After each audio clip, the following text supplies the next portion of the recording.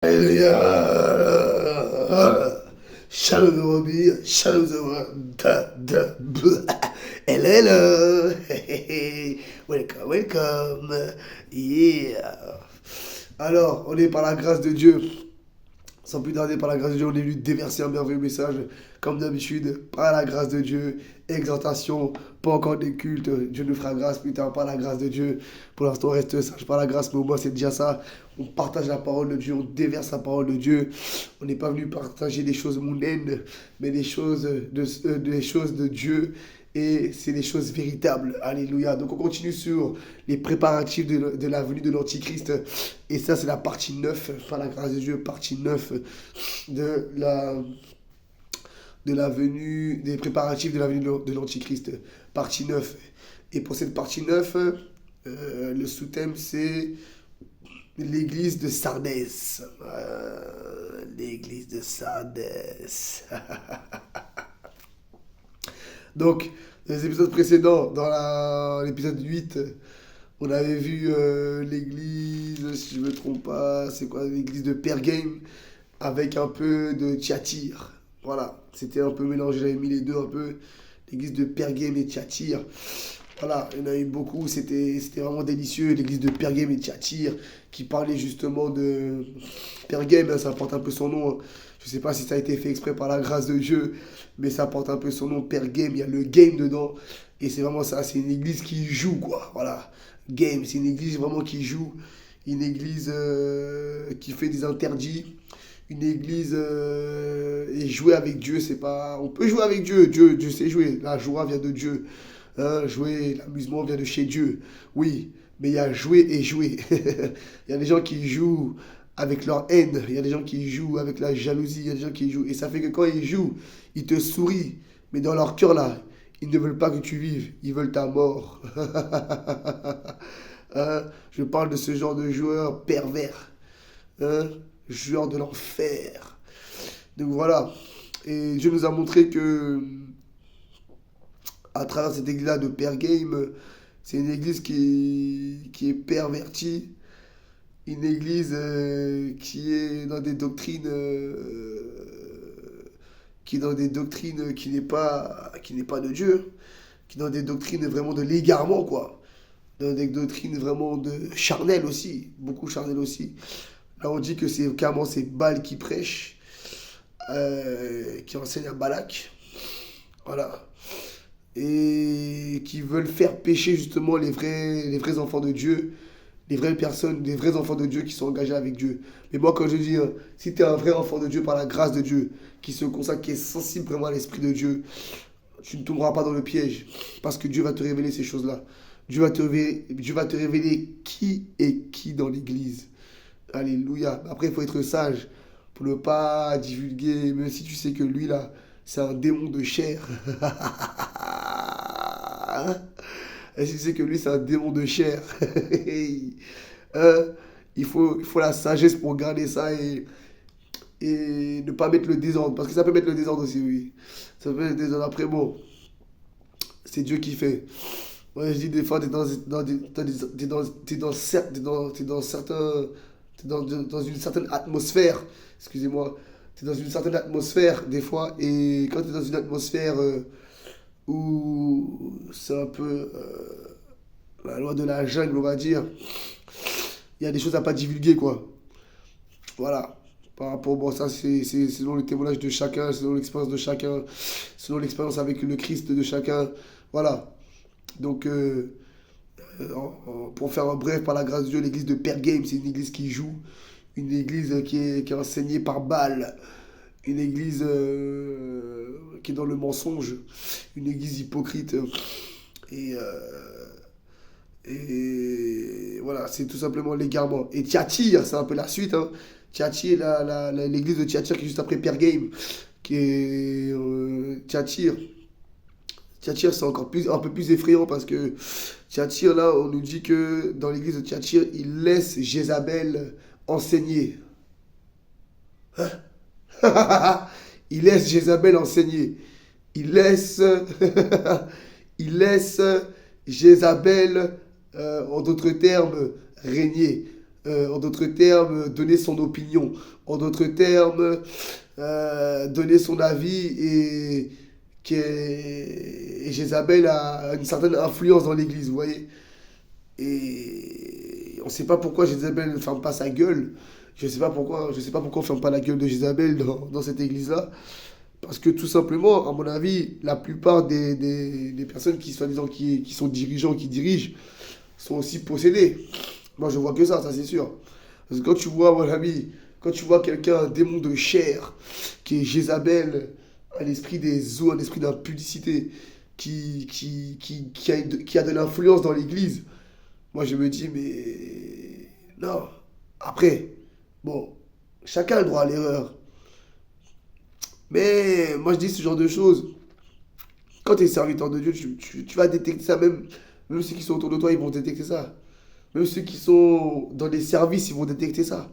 Que elle, là, hey, faut faire attention. C'est une sirène, ça. C'est pas une sirène, c'est une sirène qui veut mettre le trouble ici. Donc bon, on est là pour la convertir, oui. On est là pour, par la grâce de Dieu, par la parole de Dieu, pour changer la tendance, changer le mal en bien. Hein, parce que c'est l'objectif. C'est de convertir même les sirènes, tout ça. Peu importe à qui devant toi. C'est de la convertir, on sait. C'est ça la bonté de Dieu. Et c'est ça notre rôle aussi. De ne pas condamner tout de suite la personne.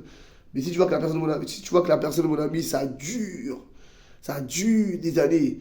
La Bible nous dit de laisser, de laisser, donc tu auras prié, tu auras même jeûné pour la personne. Tu auras prié, jeûné, prêché. Tu as fait ton boulot, tu as fait ta part. Si la personne est toujours comme ça, mon ami, les femmes ne vont pas changer. Des fois, ce sont des démons de chair.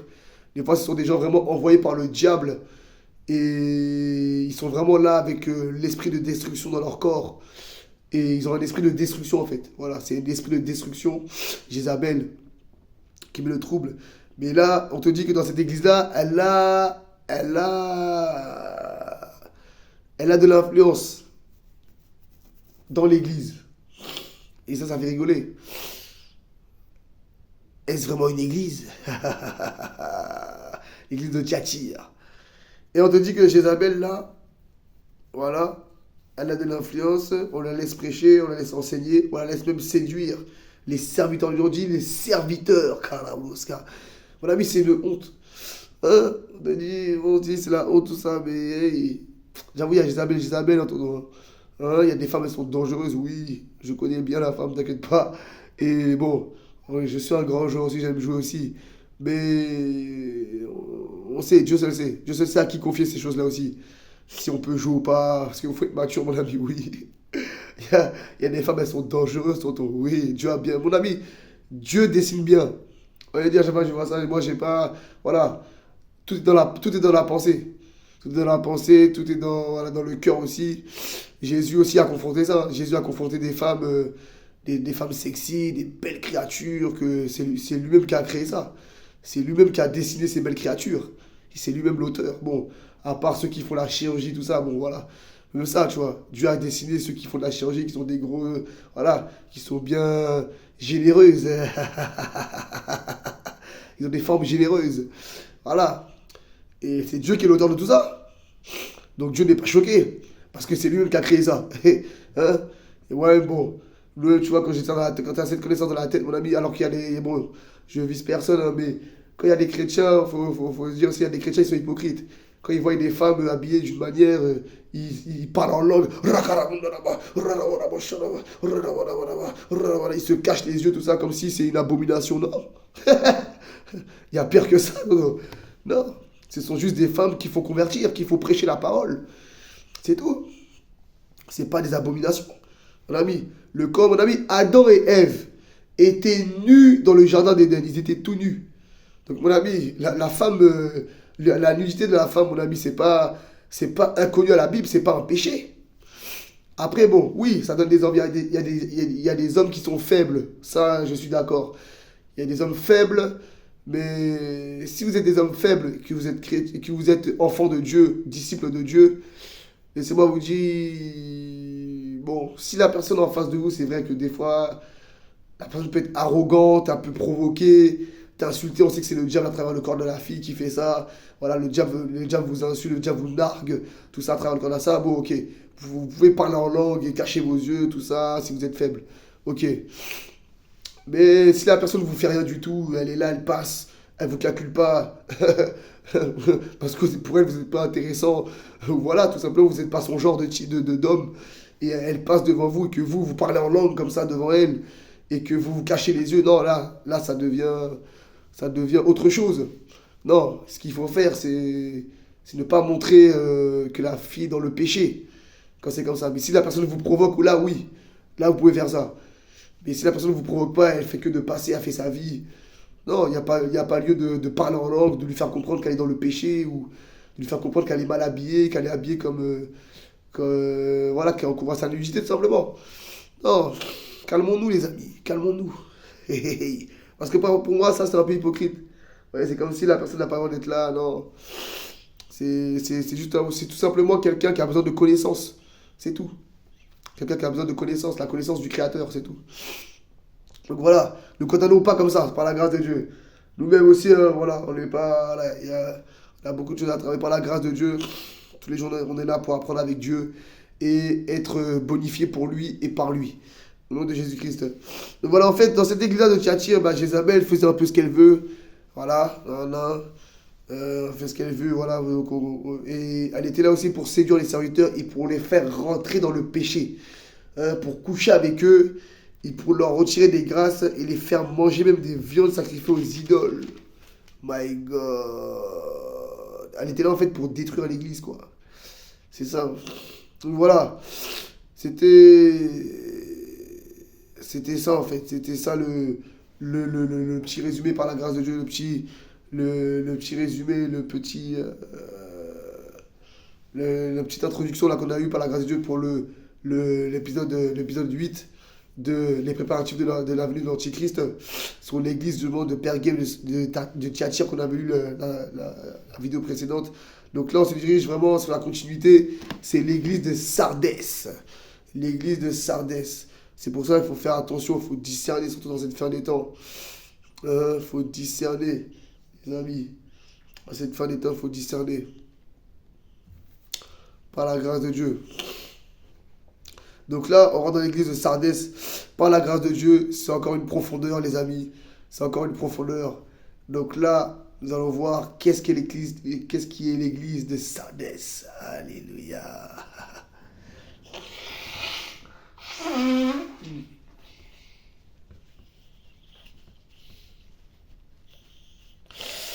Qu'est-ce qui est l'église de Sardès? Mais il y a aussi des choses à dévoiler. Hein. Dans l'église de Thyatire, par la grâce de Dieu, vous voyez les gens d'église comme ça, là, où ils laissent un peu les sirènes, voilà, faire ce qu'elles veulent dans l'église. Hein. Dans l'église, les Jézabel, tout ça, là. Ils veulent la laisser faire ce qu'elle veut un peu dans l'église, par l'influence. Vous voyez, des fois, ça arrange certaines personnes. Des fois, ça arrange certaines personnes. Des fois, ça arrange. Des fois, ça arrange des personnes qui sont en concurrence avec d'autres personnes. Parce qu'ils savent que si la personne, elle pêche, sa vie spirituelle sera endommagée. Il y aura des portes ouvertes, tout ça. Ils le savent. Et c'est pour ça que des fois, ils laissent ces choses-là, parce que ça les arrange. Mais ça, laissez-moi vous dire, c'est très pervers. C'est pervers et c'est mesquin. Et c'est très hypocrite. Et surtout envers Dieu, c'est pas bon. Mais après, bon, ça, c'est à leur libre choix, à leur libre plaisir. Comme je dis souvent, c'est pas moi qui vais aller en enfer, par la grâce de Dieu. S'ils veulent aller en enfer, ça leur regarde eux. En tout cas, le salut, comme on dit, le salut est personnel. Moi, l'objectif, c'est de finir avec le Créateur, finir avec Jésus, hein, et vivre ce qu'il a dit, ce qui se passera au ciel, par la grâce de Dieu. Jesus my name. Donc voilà, ne soyons pas dupes, les amis. Ne soyons pas dupes, ne vous laissez pas berner. Parce que bon, si vous êtes une personne comme ça, qui vient comme ça de temps en temps, qui se laisse séduire par Jézabel, Jézabel, elle vous a eu, elle vous a même mangé, tout ça.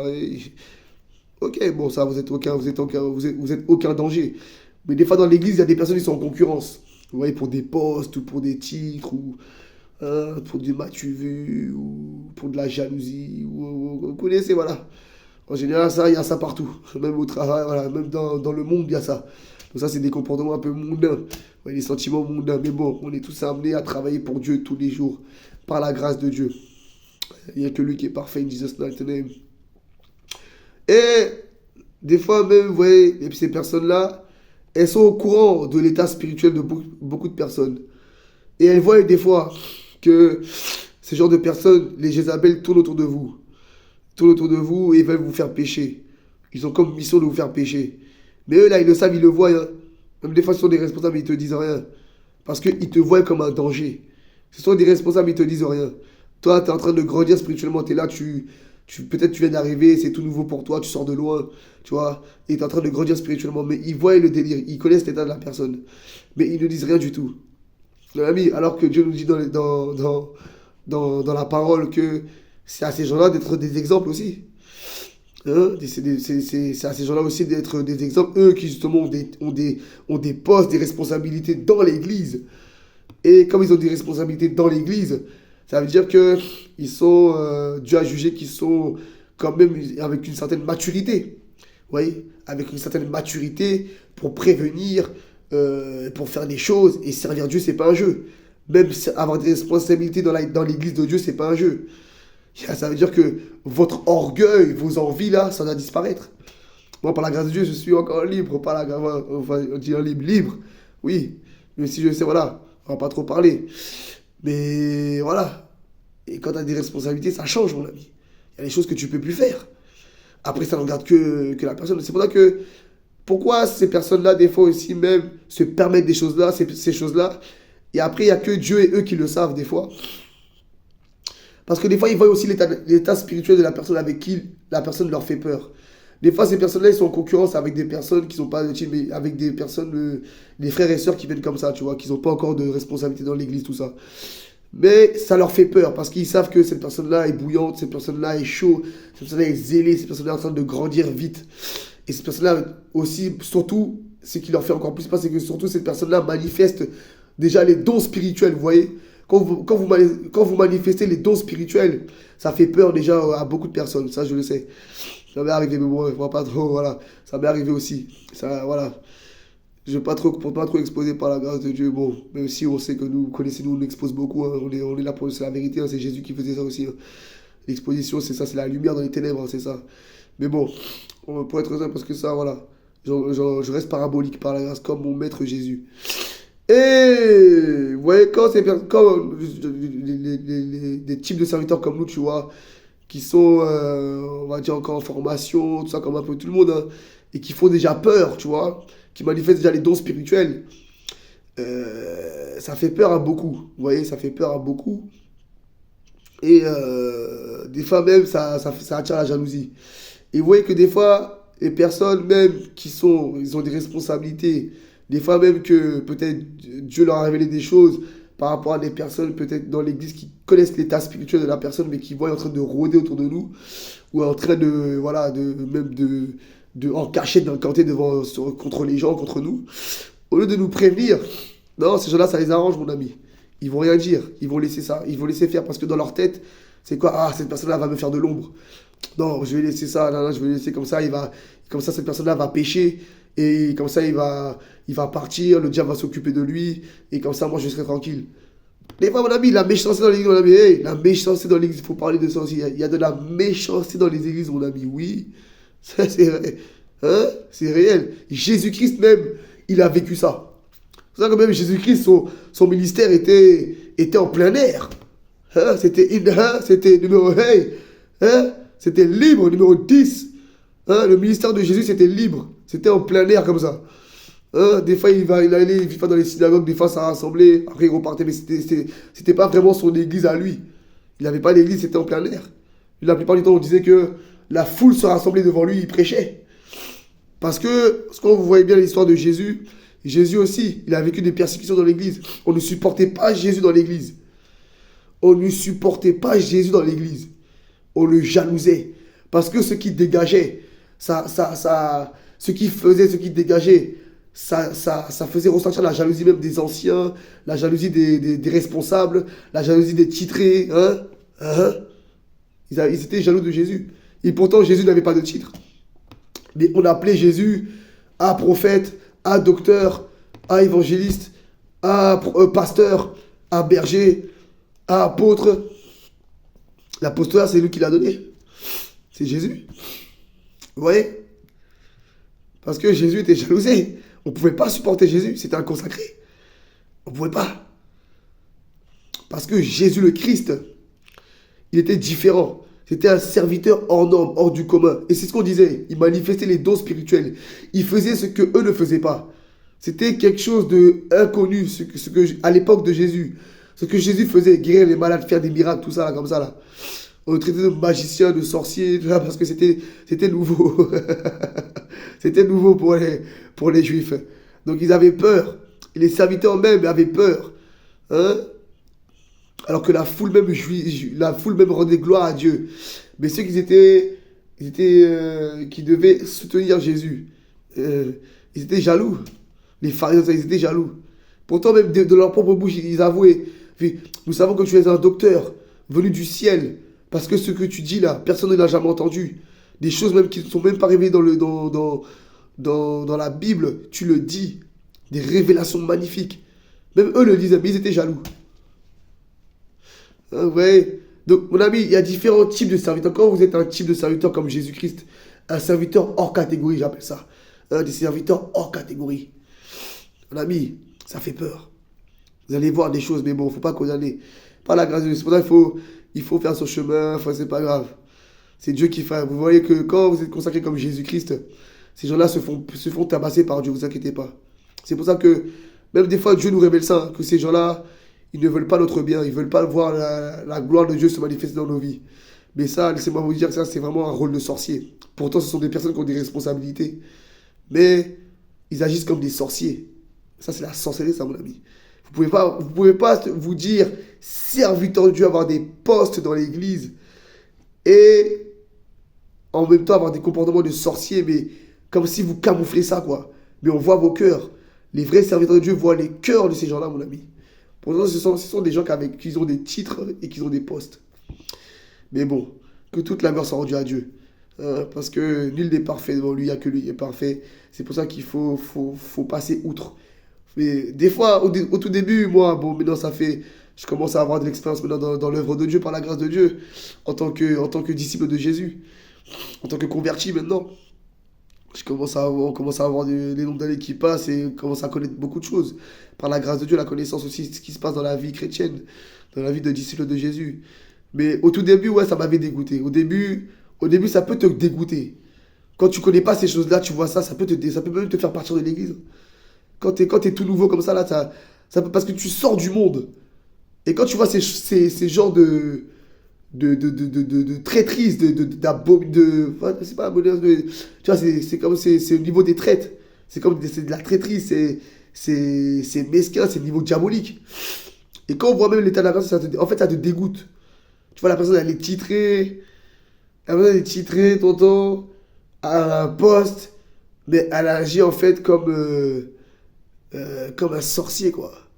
Tu sais, son cœur est mauvais. C'est dit ça, mais bon.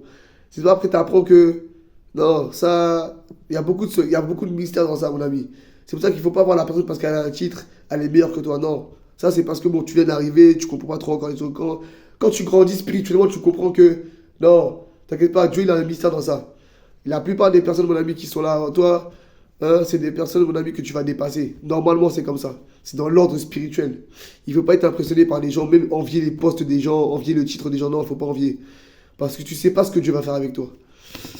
Il ne faut pas abandonner. C'est pour ça que ouais, quand vous voyez des personnes comme ça qui ne veulent pas votre bien, voilà, faut laisser. Vous allez voir que si vous êtes fidèle à Dieu, Dieu va être fidèle et Dieu va vous rendre. Parce que Dieu est juste. Dieu n'a pas de favoritisme. Quand vous voyez des gens comme ça, ce n'est pas des favoris. Il n'y a pas de favoritisme avec Dieu. Non, Dieu est juste. Vous voyez, moi là, je dis, je vis ça. Des gens, ils sont titrés, mais ils sont jaloux. Parce qu'on manifeste déjà les dons, tout ça. Parce qu'on sait que Dieu nous localise beaucoup, voilà. Dieu nous connaît.